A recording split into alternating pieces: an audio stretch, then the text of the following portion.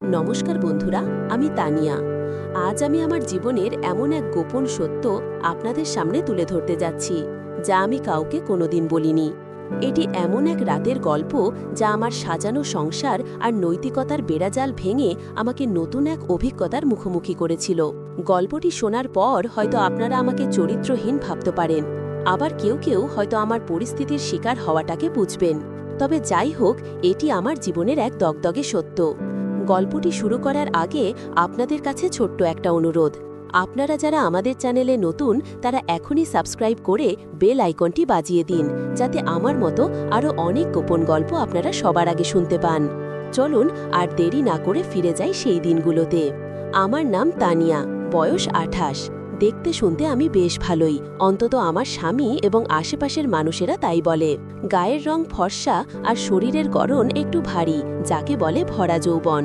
আমার স্বামী রাশেদ পেশায় একজন ইঞ্জিনিয়ার। কাজের সূত্রে তাকে প্রায়ই ঢাকার বাইরে সাইট ভিজিটে থাকতে হয়। আমাদের বিয়ে হয়েছে 5 বছর হলো, কিন্তু আমাদের কোনো সন্তান নেই।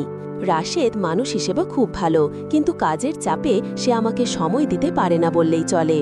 তার এই ব্যস্ততা আমাকে মানসিকভাবে খুব একা করে দিয়েছিল। আমাদের সংসারের এই একঘেয়েমি জীবনে হঠাৎ করেই এক নতুন অতিথির আগমন ঘটে। আমার ননদ অর্থাৎ রাশেদের ছোট বোন মিতুর বিয়ে হয় মাস 6 আগে। মিতুর স্বামী নাম সাগর ব্যবসার কাজে ঢাকায় আসে এবং আমাদের বাসাতে কিছুদিন থাকার সিদ্ধান্ত নেয়। সাগর বয়সে আমার থেকে বছর 2-এর ছোট হবে। লম্বা সুঠাম দেহ আর চোখে মুখে একটা দুষ্টু মিষ্টি হাসি সবসময় লেগে থাকে। মিতু গ্রামের বাড়িতে ছিল, তাই সাগর একাই আমাদের গেস্ট রুমে উঠল। প্রথম কয়েকদিন সবকিছু স্বাভাবিকই ছিল। সাগর আমাকে ভাবি বলে ডাকত, কিন্তু তার ডাকার ভঙ্গিটা ছিল একটু অন্যরকম। সে যখনই আমার সামনে আসত, তার চোখের দৃষ্টি আমি বুঝতে পারতাম। সে আমার দিকে এমনভাবে তাকাতো যেন আমার কাপড়ের ভেতর দিয়ে সে আমাকে দেখছে। আমি প্রথমে বিষয়টাকে পাত্তা দিতাম না, ভাবতাম হয়তো আমার মনের ভুল। কিন্তু দিন যত যেতে লাগলো, সাগরের আচরণে পরিবর্তন আসতে শুরু করলো। রাশেদ তখন 1 সপ্তাহের জন্য চট্টগ্রামে গিয়েছিল। বাড়িতে আমি আর সাগর সম্পূর্ণ একা। কাজের মেয়ে সকালে এসে কাজ করে দুপুরের পর চলে যায়। বিকেলের পর থেকে পুরো ফ্ল্যাটটা যেন নিস্তব্ধ হয়ে থাকে। সেদিন ছিল শ্রাবণ মাসের এক সন্ধ্যা। বাইরে অঝরে বৃষ্টি হচ্ছিল। আমি ড্রয়িং রুমে বসে টিভি দেখছিলাম। সাগর তার রুম থেকে বেরিয়ে এসে সোফায় আমার পাশে বসল। আমি একটু নড়ে চড়ে বসলাম। সাগর হঠাৎ বলল, ভাবি, ভাইয়া তো তোমাকে একদমই সময় দেয় না, তাই না? তোমার কি একা লাগে না? ওর প্রশ্নটা শুনে আমি একটু চমকে উঠলাম। বললাম, একা লাগবে কেন? সংসার জীবনে সবাইকেই মানিয়ে নিতে হয়। তুমি কফি খাবে? আমি বানিয়ে আনছি। আমি উঠে রান্নাঘরের দিকে যেতে চাইলাম, কিন্তু সাগর আমার হাতটা খপ করে ধরে ফেলল। ওর হাতের স্পর্শে আমার শরীরের ভেতর দিয়ে যেন বিদ্যুতের মতো একটা স্রোত বয়ে গেল। আমি ভেবা চাকা খেয়ে ওর দিকে তাকালাম। ওর চোখে তখন অদ্ভুত এক নেশা। সে বলল, ভাবি, কফি পরে হবে, তুমি বসো না আমার পাশে। আজ বাইরে যা বৃষ্টি, একা একা ভালো লাগছে না, একটু গল্প করি। আমি হাতটা ছাড়িয়ে নিয়ে আবার বসলাম, কিন্তু এবার একটু দূরত্ব বজায় রেখে। আমার বুকের ভেতর তখন ধরফর করছে। একটা অজানা উত্তেজনা আর ভয় কাজ করছিল। সাগর নানা রকম গল্প করতে লাগলো। ওর কলেজ লাইফ, প্রেম, ব্রেকআপ। কথার ফাঁকে ফাঁকে ও এমন সব ইঙ্গিতপূর্ণ কথা বলছিল যা আমাকে লজ্জায় ফেলছিল।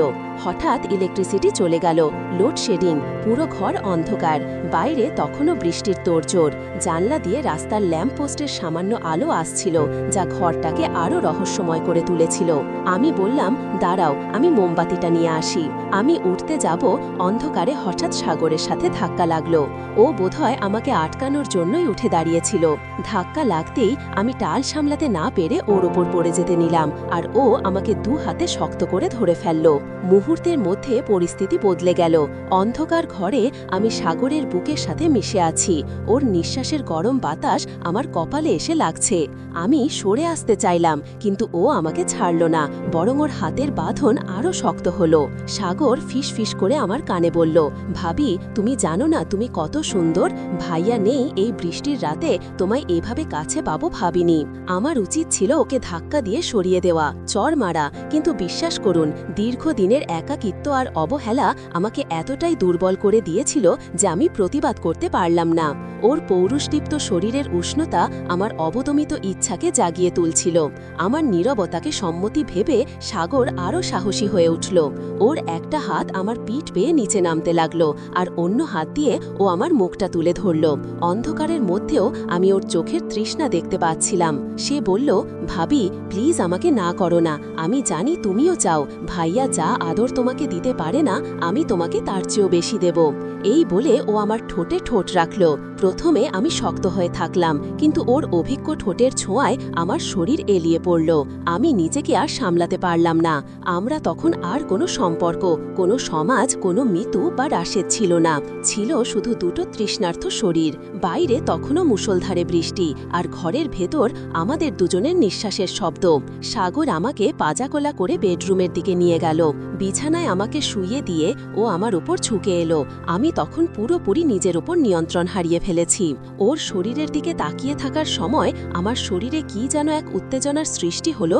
আমি নিজের ওপর আয়ত্ত হারিয়ে ওর কোমরে হাত দিয়ে ওকে আমার শরীরের সাথে চেপে ধরলাম। ও আমার গলায় মুখ ডুবিয়ে দিল।